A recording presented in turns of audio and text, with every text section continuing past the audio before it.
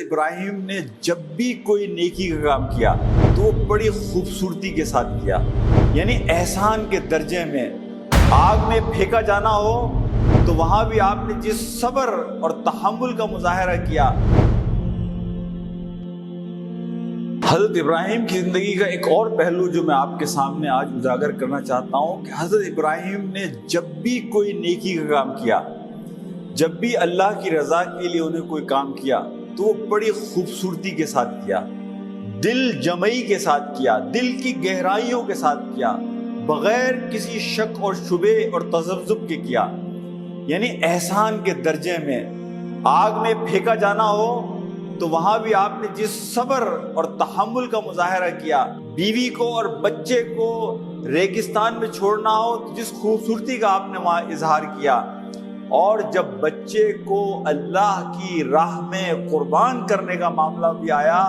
تو قرآن اس بات کی گواہی دیتا ہے کہ فَلَمَّا أَسْلَمَا وَتَلَّهُ لِلْجَبِينِ کہ ابراہیم نے جب اپنے بیٹے کو سجدے کی حالت میں لٹا دیا۔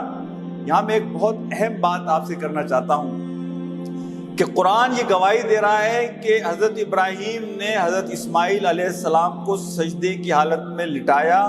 قربان کرنے کے لیے۔ یہ وہ وقت تھا کہ کعبے کی تعمیر نہیں ہوئی تھی،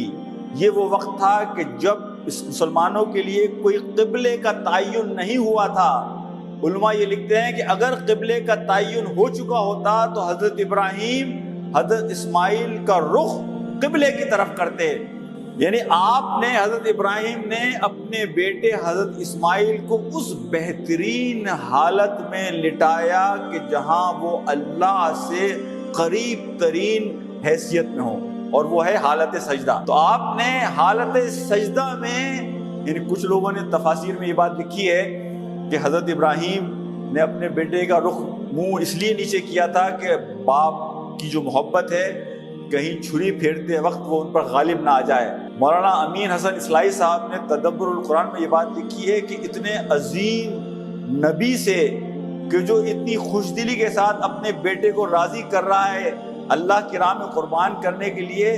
اتنے عظیم نبی سے یہ بات مشکل ہے کہ وہ اس وجہ سے اپنے بیٹے کے رخ نیچے کریں۔ حقیقت یہی ہے کہ اس نیکی کے کام کو بھی اللہ کی راہ میں وہ بہترین خوبصورتی کے ساتھ کرنا چاہتے تھے،